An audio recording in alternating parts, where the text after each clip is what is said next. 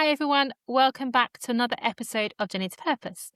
With me today, I have the fantastic Kisha Wynter. Kisha is a leadership consultant, executive coach, and power strategist who helps senior leaders expand their influence, navigate organizational power dynamics with integrity, and achieve success without compromising who they are. Kisha, thank you ever so much for being here. I'm very excited to talk to you. Thank you, Philippa, for having me here. I'm really excited to be here as well. So my first very easy question is, where in the world are you currently? I am in Stamford, Connecticut, about 45 minutes north of New York City. I say we're Nice. the forgotten state in the New York tri-state area. Ah. And I don't know it well enough to forget if that helps. So, but I have been to New York and I've been to Boston, and I've kind of like, we do pass through that bit, Well, don't we? we're And just we're we're in between, but Stanford is more on the New York side. But people always say, "Oh, New York, New Jersey," and I'm like, "Yes, but there's Connecticut. We're on the other side." uh, big shout out to Connecticut. There we go. Thank you. Thanks for shouting out our little state. So, let's start with you and who you are. So, you have spent over 20 years in Fortune 50 companies, including the likes of GE and Citibank, sorry. What brought you into that area of work in the first place? Yeah, to be honest with you, I graduated from college and I said I needed a job. It really wasn't thought out, but initially, so my first job was at Citibank and I graduated and I looked up and I said, okay, in Stanford, we have a few companies. Citi was one of them. And I ended up working there. And interestingly enough, we were there almost 2 years. And then they decided to move to New York City. And I decided I was getting married at the time and I was going to actually move north of Stanford. So I ended up moving about 30 minutes north of Stanford. And that would have been a 2-hour commute door to door.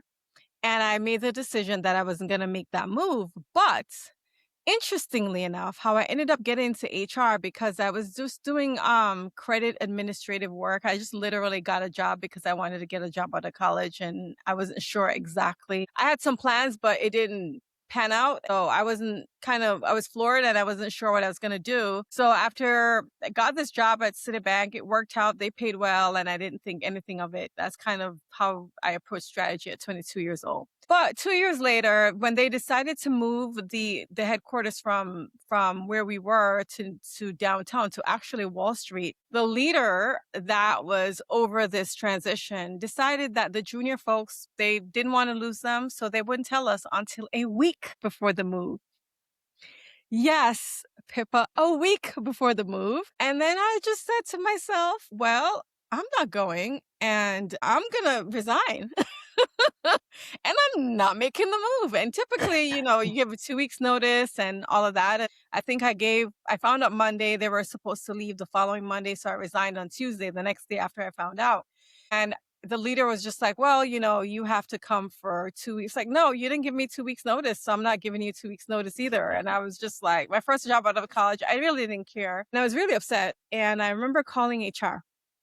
Or HR called me because they were like, okay, we heard you resigned and this is how it's going to look. But she's like, it is not normal not to give a 2-week notice. And I said, well, they didn't give me a 2-week notice either. So she said, what?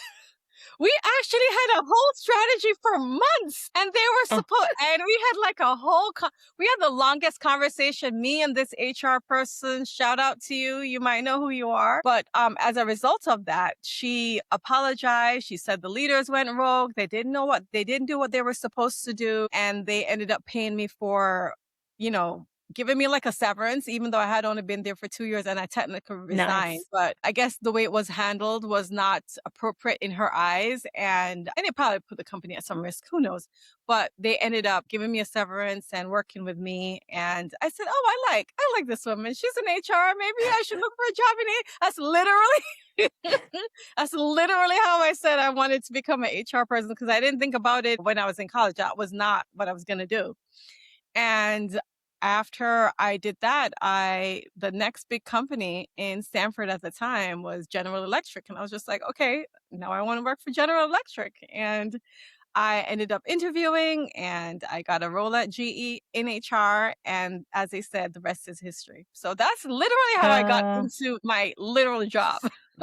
I have to say, so you've just shed a really positive light on both HR and the US work system. So in Europe, we have this idea that basically in America you can just get fired or do whatever. Because I was thinking, God, if someone told me with 1 week's notice I had to move, like that's illegal in the UK. So maybe it's the rules are slightly different. But I love the fact that the I'm HR person pretty went, no, this sure. is wrong.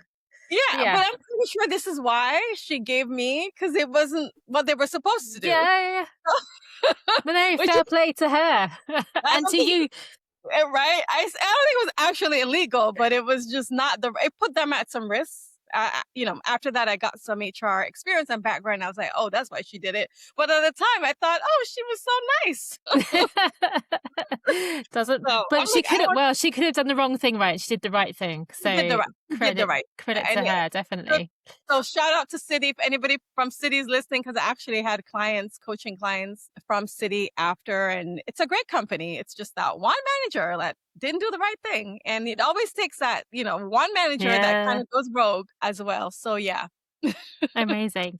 So you moved into HR, but and then we talk about you talk about regaining your power and everything. So was there a moment within those organizations where you kind of first noticed that the power wasn't working the way you've been told it was? I mean, maybe that was the first example just there. Yeah, no, really good question. So, to take a step back, when I think about power, I think about it in multiple stages. And so, the first power is the internal, the one you carry within your own agency, how you feel about yourself, and all of that. And so, that was actually my first entry. Before we even talk about power dynamics in the Hmm. organization, the first entry into power was me owning the power I have within and operating in my power and showing up powerfully. And as a result of, years after that, I, kept on getting promoted in organizations and one role that was going to take me into a senior leadership role, my first real true senior leadership role. I interviewed with the CEO of a subdivision of General GE at the time. And it was my first time having an interview with a leader that was not in HR. I've spoken to CHROs before, so Chief Human Resources Officer is now referred to as Chief People Officer. I was really used to talking to people in the HR function at senior levels, but somebody who was a manager of the business, a C-suite person, it was my first time having a one-on-one conversation that would happen in an interview. I thought I was actually only going to interview with HR folks, but the CEO was just like, no, this person is going to be over our talent strategy. This is a pretty senior role. Like, I'm going to interview. And so I had my own feelings of not good enough. People call it imposter syndrome or whatever. I have my own opinions about imposter syndrome. But regardless, I showed up in that interview and I was extremely nervous and uncomfortable. As a result of me showing up, I remember being in an interview and he said, tell me a little, the question that you get in interviews, tell me a little bit about yourself. And that should have been an easy question. Literally, you just asked me and I'm going on and on now about it. At the time, I froze up. I didn't know what to say. My mouth was dry. My heart was racing. And at some point, he looked at me and he was just like, are you okay? Do you need a glass of water? So he gets me a glass of water. And while he was doing that, I said to myself, okay, this interview is not going well. So even if you don't get the interview, just approach this as a learning opportunity, like a learning mindset. Like, this is good practice for the actual position you're going to get because you're clearly not going to get this one. So he got the water, he came back, I calmed down. I said, okay, like I took the pressure off myself and I said, okay. Then, we finished the interview and make a long story short, I actually did end up getting the interview. But that is at that moment said to myself, well, if I'm going to keep on progressing and advancing in my career, this like nerve attack is what I called it at the time, cannot keep happening. Like I have Hmm. to to operate in high stress situations that can't freeze up. And so I started to do all this research about, how to address this. And then I stumbled upon the field of coaching. Now, I was familiar with coaching already working in HR, but not on working on coaching for more like building competency and expertise, but not working on your mindset and how you show up. And so I decided to not just go through a coaching program as a participant. I was just like, well, I want to become a coach.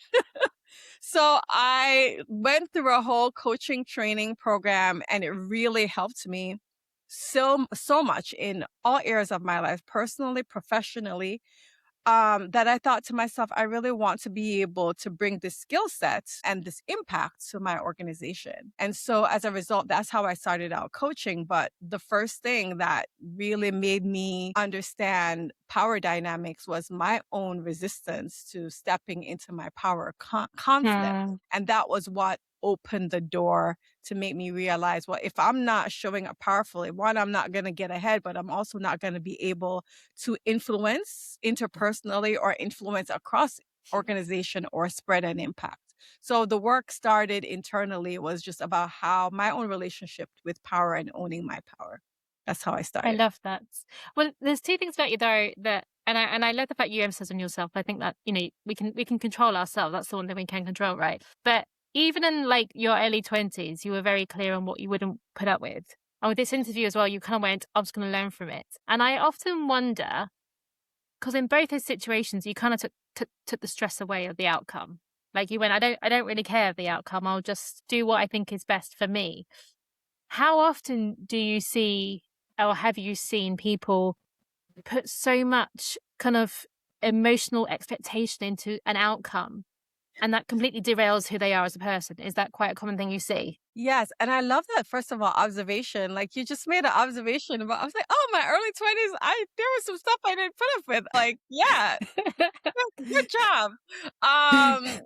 But really what moved for me was, and I think it goes back to why people take themselves out of the stress, is connecting back to your values, right? Even in the interview, if you heard me say that, because initially I was like, I have to impress him, I have to perform. And that's the stress that I put on myself. It was too much of a high stress, too high stakes. And my nervous system went into fight or flight because I put too much of high stakes on myself. My nervous system, my emotional health couldn't handle it in the moment. And so what I did was I reduced the stakes.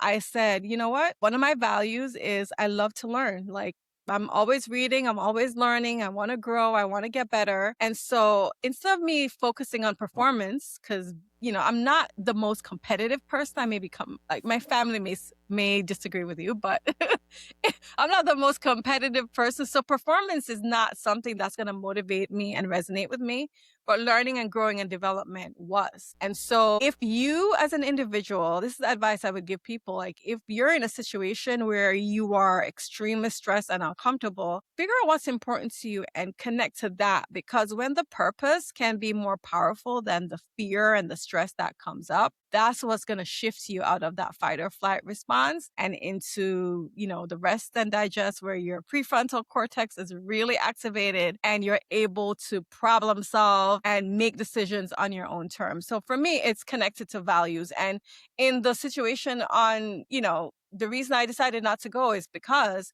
on the opposite side, they have violated my values. For me, it was a lack of respect and a lack of integrity. And I said, well, if you don't have respect and integrity, then I don't want to work for you. And the decision is made.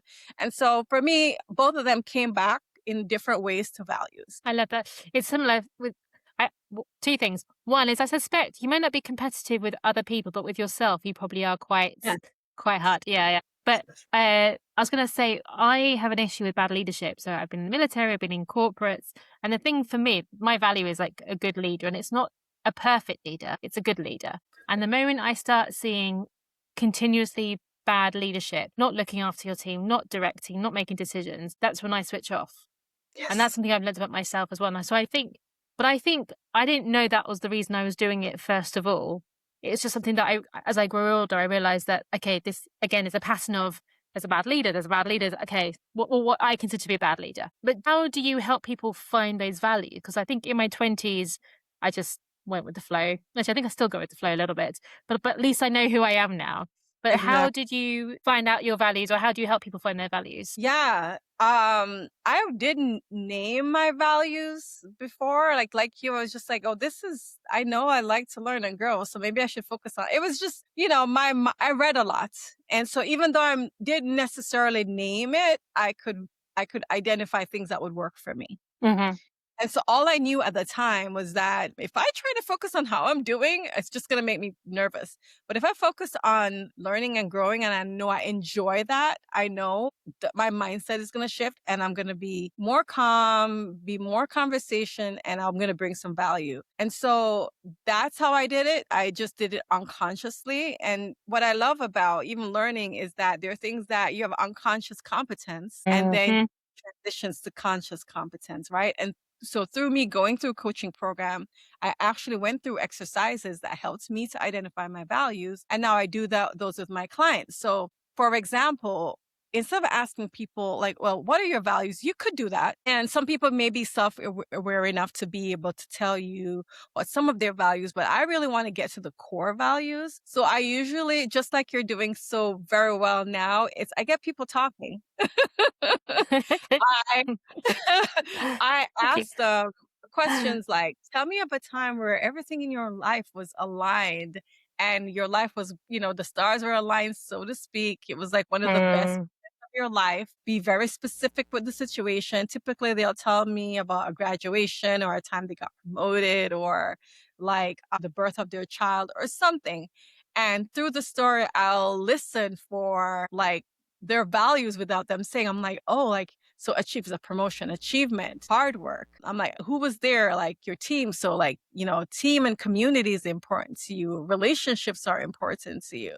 And so just by actually listening to their story of what's important to them, because there's a reason that you chose to tell the story, then I'm able to identify it. Then another way is if somebody said, like I'm talking with a client and they're saying, yeah, this person really irritated me. And I'm like, it sounds like they violated your concept of being respectful. It's like, yes. And that made me shocked. It's like, well, that's a value. So either through what aligns or what really makes you mad, there's some strong reaction to it. It's a way for me to like really listen and help and help them identify if they don't already know what values motivate them and also if it's violated, what can demotivate them as well. I love that. I think it's important. Well, I think not labeling things can sometimes be helpful because when you start to label things too much, you almost get obsessed with that being the label. So, like you say, looking at the stories, looking at the context, you get the whole flow rather than just here is a label, or here is a box, here is a thing. You've got the context. So, it definitely makes sense. I want to talk about the terminology you have in the work that you do. So, I've seen Yeah. you talk about power literacy and power leak in some of your work. So could you just talk to what those are, what they mean to you and how you use them? Yes. So I love that you brought it back to power because like that's the first step that I talked about in my interview was, okay, what's that relationship with yourself? And so power leaks actually showed up in my interview that day. It was me. So what I did, I describe power leaks as things that drain you from your agency and limits your impact and your effectiveness. It causes you not to be as influential and make the impact that you would want to make. People tend to, you heard me talk a little bit about imposter syndrome. Now, in that interview, at that specific moment in time, it was a new role. And I didn't have competence in how to communicate with a C suite effective. I just didn't at that point in time. And so I felt nervous. Now, the thing is, in many situations, in the workplace in particular, when people step into their power, they may receive a backlash, right? Like, Mm. especially if we talk about gender dynamics, women stepping in their power, owning their voice, you learn very quickly what behavior is rewarded and what is penalized. And so even from growing up as a child, how we're socialized. And so if it's not acceptable, whether or not when you're growing up or in the workplace for you to own that power and step in that power, you're going to be penalized and shrinking, playing small, not showing up powerfully In those cases, I don't consider it a lack of confidence. I consider it a natural response to the social friction or the backlash you receive from owning that power. And the way we overcompensate from that is by power leaks. It's, being not speaking up, not showing up in that power. And so that's, for me, that's what power leaks are. And so the first work, which is why I told the story I told, is to do that internal work yourself. Cause you could wait for somebody to give you the permission to be confident, or more realistically, because for the most part, nobody's going to give you permission. You have to give yourself the permission and take it to yourself. So working on that mindset, working on what's going to be more, for me, I found the value and focusing on learning was the thing that was going to get me out of my head and stop me from leaking my own natural power. And then the second phase of effectiveness when it comes to power is it goes from now the interpersonal to from the inside of us, I should say, to the interpersonal. And it is how you influence others, how you navigate organizational structures. How do you get your message across in a way that you get buy-in from other people in the organization at work? And so what I say to people, this idea of power literacy is most of the time we learn how to be high performers. We learn how to deliver results, right? We learn how to execute. But what we don't learn is how power works. So that is power literacy. It's understanding how power works, be able to engage with it effectively, and read whether or not it's working and adjust until you become effective. So it's a whole process, but it's being able to read the situation and understand how power works, because people believe that advancing in corporate is only as a result of being really smart and delivering your results. And yes, that is important. I don't want to minimize those things, but it's not the only thing. As a leader, you start getting into leadership positions, you've got to be able to influence other people. You've got to be able to understand whose buy-in do you need to get in order to get this initiative pushed across the line. And sometimes it's not the person with the title. It's not necessarily the CEO all the time. It may be the person he trusts that comes to him and says, you know what Kisha said, I disagree with that. Let's crush that. Power literacy is that you've got to be able to read those dynamics in your organization and understand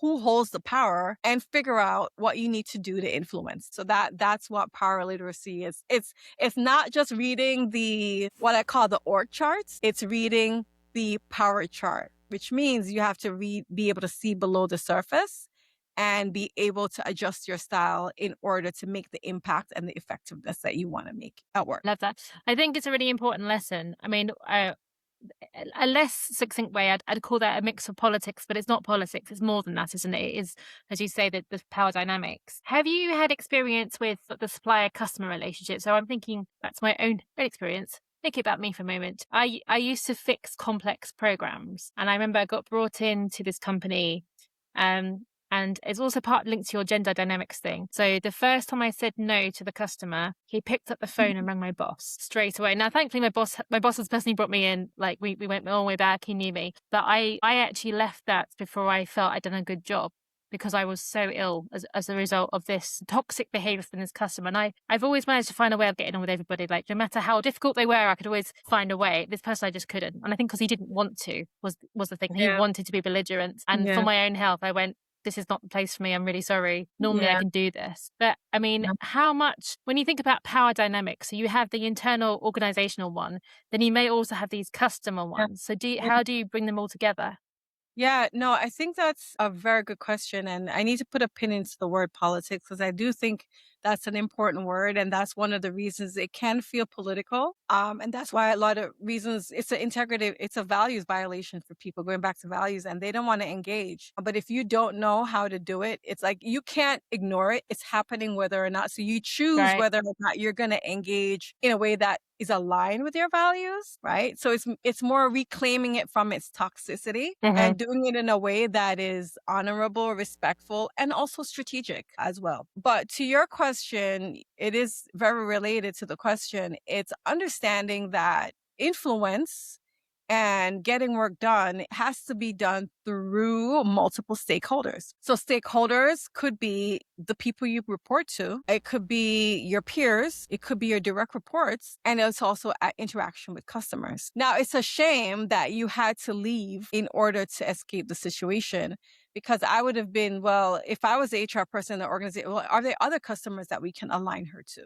Like, is this just one customer for the whole organization? Like, because there are certain things that you can fix, right? But if there's an underlying bias that you can't control, let's say he doesn't like working with women, I'm like, well, I'm a woman. Like, it's not something I can change. Now, yes, there are tactics that we can try to use that I've seen effective. Like, you make yourself so invaluable to them, flip the script, flip the narrative. I've had people who's like, oh, I don't want a female coach, da da da. And I'm like, yeah, but the benefit of you having a female coach is this, because your development area has been because you've been using the bro leadership style, and the bro leadership style is not working. So what you need is somebody that's completely different from you, and using, really being able to articulate your value in a way that is going to be beneficial to the person. For example, can be one way in overcoming the resistance and getting through that, resistance to working with you. But that's not always the case. Let's just be real. You might have even tried something, I don't know enough about the situation in terms of saying what we could try.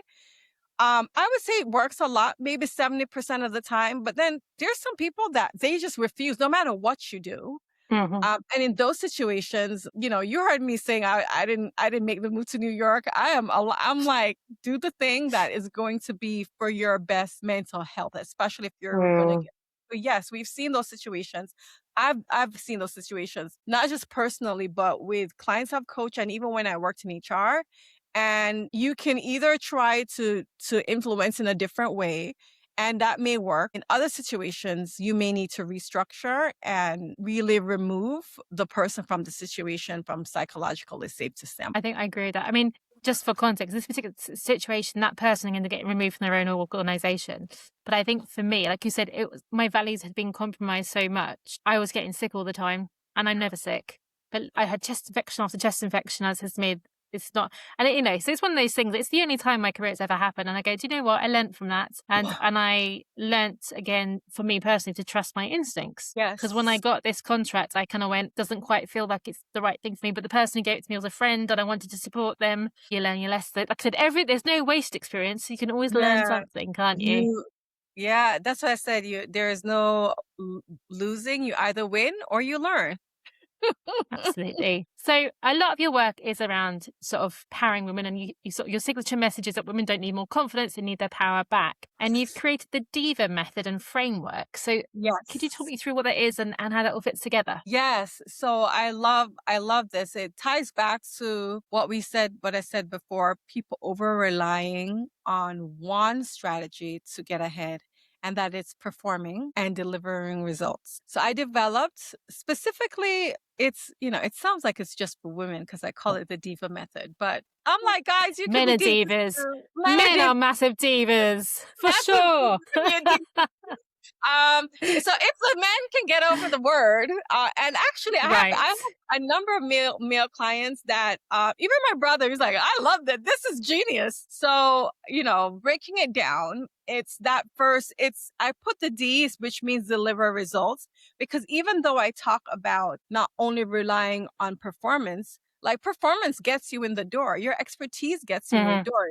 Like having a high say do ratios, doing what you say, and like in a situation where your customer like was a good customer, they would keep coming back to you because you're getting them the results that they want. So that is important. I tell people all the time, just because I say performance is not the only thing doesn't mean it's not important. Because if you're not performing, even me as a coach, I can't save you. Like you're not doing your job, you're not performing, you're not delivering results. I do a lot of things well, but that's one miracle I do not. Like you won't even be considered for advancing if you're not doing the basics. I say that that's the basics. And then now you have three additional things you have to do in addition to that. So DIVA deliver results. The I is your image. You hear this a lot before. It's like, what is your brand? What do people say about you when you're not in the room? when we think about it from the executive level, right? When you get to a certain level in an organization and it's about how are you positioning yourself to your peers, to other executives, so that you have the credibility with them as well. What's the value that they're going to get out of interacting with you? I'll give you one example. I decided at some point, maybe 10 years before I left my corporate world, so what do I really want to be known for? What's the impact that I want to make? And the two things, well, there were three things. I never remember the third thing. I always say this, but there were two things that I remember out of the three things I decided. Clearly, the third one was not important. It was, I wanted to be known for being able to coach people to higher performance and to just be much more effective in life and at work, especially. But I also wanted to be known for building inclusive cultures. I worked in a very global organization and we would make decisions on promotion, et cetera. And it would be so US centric that I'm like, these people are going to be going back to Europe. They're going to go back to Nigeria, somewhere in Africa, South Africa. They're going to go back to Latin America. They're going to go back to China and Japan. And what we value here, is not what they value in their businesses in the country. And so we have to assess them not on our standards, but really on the context that they're coming from. And so creating the culture that are inclusive and respectful of different cultures, different background, gender, race, all the things. And so the two things I said I wanted to be known for, it was very interesting because when I resigned from my company, like 10 years later, the leader that I worked with said to me, I really enjoyed working with you because two of the main things that I learned from working with you, this is my manager, was how to be a better coach and how to be more inclusive. Yay! And I said, yeah. My brand, my intention works. And I bring it up because you have to be intentional about it, but also because it really showed the impact I created in the organization. But it's also like, I'm a full-time coach now. Like now I'm like literally making revenue and money and a living off the things that were really important to me. And so that image, that brand is super important. The V in the DIVA means visibility. So it's the way I sum this part up is like, how do you ensure that you're not the best kept secret on your job, right? You're doing all the great work, but the right people don't know. And if you're a secret, you're not going to be rewarded. You're not going to be promoted. And sometimes, unfortunately, people even take credit for your work. This is where politics come in. And so it's ensuring that it's not about bragging or being arrogant, but it is about communicating effectively so people know the value that you bring. And then the A is where the influencing and the power dynamics come up. A lot is your advisory board, also known as your personal board of directors. And so I say, like, you have to, in order to get ahead, you have to advance by ensuring that you have identified who are your sponsors, who are the people that are going to advocate for you, who is going to mentor you, who's coaching you to success. Like a successful career is not done in isolation. It's done in a community of people that it's done in your network. That's going to help you advance. And so that is my DIVA method. And that is how I help people figure out how to be successful professionally, in addition to, managing power dynamics. Love that. Thank you. So loads of questions, obviously. One of the ones I was thinking about. So first of all, I loved your cultural inclusivity piece. I used to work for Lockheed Martin. I loved working for Lockheed. And I got the job as the technical assistant to the EVP over in Washington. It was the first time a non-American had got the job. So it was very exciting. And I flew over, and the first difference I saw was that you guys have cubicles like in the films, and like in the UK we were like open plan. I'd wander over to the CEO and have a chat or whatever, and it was really interesting because I also was going to move to this place called Reston, which is just outside Washington, lovely town in Virginia, and I was going to cycle to work, which again, a very British European thing to do. Very European. And of course they were all like, are you crazy? Like, I was like, but it's like, anyway. So it's really interesting as a receiver of the American culture to like hear it reflected back of the awareness that things are very different. But anyway, I love Lockheed. It was a great time. Yeah. And interestingly enough, I had a peer of mine. She was based out of London. She was British, and she's like, listen, this is just very American, okay? Like, this does not resonate across cultures. So even if I didn't want to be inclusive, there were a few people that would remind me. Oh, Oh, yeah. we have. Oh, wait till you start getting into mainland Europe, because like if you try talking to them after 5 o'clock, they'll be like, no, it's no, phone down. Yeah, We had employees from France, so there was just right. there, Yeah. like, no, I won't derail our podcast, but I literally, in one of my jobs, I was in a role for, I want to say it was 19 months. And I swear 17 months of that HR career was spent with dealing with one French employee who refused, like, I mean, okay, so obviously not all French people are like this, but like, everything he's like, you cannot email at me after 5. I'm like, dude, it's 12 noon here. like, don't answer the email. Wait until tomorrow. We ended up exiting the guy because he just didn't want to work, regardless of where he was from. I mean, even the French lawyers agree he didn't want to work. But yeah, no, I know the difference. In Europe, hopefully, I know the difference. It's character building, but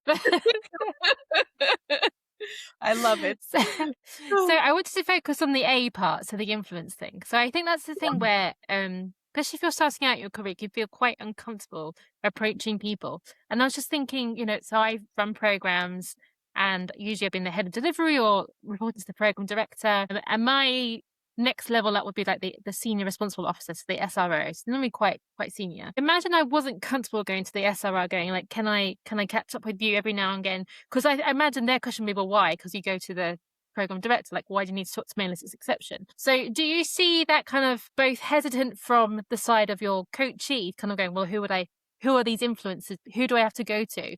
But also, how do you make that bridge to those people to make them feel like it's worth their time as well? Does that make sense? Yeah, no, it totally does make sense. And yes, there's always a hesitation from the more junior person to go up higher. And, also some senior leaders, they're busy. Their calendar is busy. They don't necessarily want to meet with everybody in the organization. It's not an effective use of their time. But if you are an important stakeholder in order to get specific initiatives that they care about done, they may want to make time, right? A lot of times they do. And so, I always challenge your belief. I don't believe in dropping by people's office just for the sake of it. There needs to be a purpose. Because, I've had people do that to me. I'm like, no, you're being weird. Show up at my door and hang out, like, right? But there has to always be a purpose. You have to be clear on the purpose, and you've got to be able to communicate effectively with the person. The challenge is that people make an assumption that people don't want to talk to them, and they don't try. And Gotcha. I said, well, first of all, do try, but try in a smart way and in a way that you're going to articulate the benefit to both parties. And so, yeah, I see that hesitation all the time. I do think you have to assess the situation, and it doesn't always necessarily require you reaching out to the most senior person either. Sometimes, well, first of all, you have to start interpersonally, because sometimes people try to skip all the way to the CEO. I'm like, you're not even influencing your peers well. Like, your peers here hates you. Let's start with your cross-functional leader that you're not talking effectively to and you haven't gotten their buy-in. Start there. And sometimes you don't actually have to go to the CEO or the C-suite, because there may be a person that interacts a lot with the C-suites that has the ear of the C-suite, like I said before. And so knowing this is power dynamics, knowing who carries the power may require you to go to C-suite, or it may require the person who is going to influence them. So I think it's really about assessing the situation and then determining your action. And then once you determine the right strategy, not shrinking away, because sometimes you have to lean into that discomfort. It may require you to not have the conversation, but if you do the assessment and it does, then it's going to require you to step outside of your comfort zone and stretch yourself. And that's where we talk about confidence and courage, and that's where that comes in. But It's very nuanced. You do have to, and that's why it's called literacy, and it's a competence, it's a skill set to develop, because it does require assessment and developing a strategy before you just go and execute something. Because if you do go and execute something without a strategy, now then things don't work out well, and now it's going to be 3 times as hard trying to do it the next time, because you're like, well, I tried and I failed. I was just like, yeah, but you didn't think about it.